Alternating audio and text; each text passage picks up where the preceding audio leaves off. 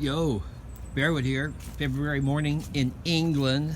Just because I talk with an accent doesn't mean I'm in the States. Repairing a fence. We're doing what we call a real bodge job. Next thing is, I gotta cut this post off. I'm gonna shorten it enough to get into the post. What we're protecting here is like rabbits, keeping the rabbits on the other side of the fence. And there's, where I'm standing, the last time I was here is a lake.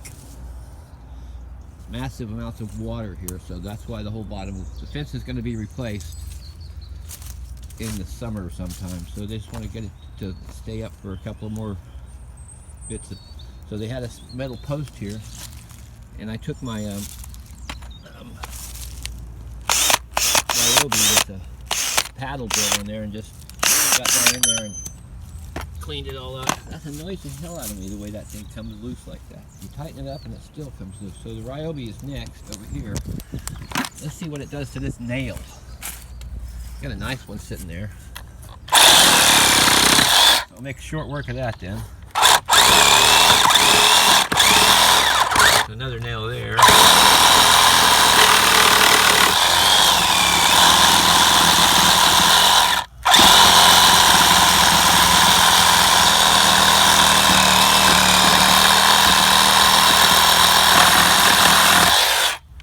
And the post is now free, so I can take it over there and see if it's going to go in there very easily. Okay, yes. What made it easy on this, getting that dirt out of there, there was a big hole in that side of that bracket, so that all it has to do is stand for a while. And I got my big whoop-de-doo hammer here. This is like 8 quid at Lidl's. Gotta make sure it goes in straight before I keep pounding it. So that's be next. Then I gotta fix this edge of this panel somewhere. Somehow I need something to repair that end. Get one of them up next, and then we can put this one in last maybe.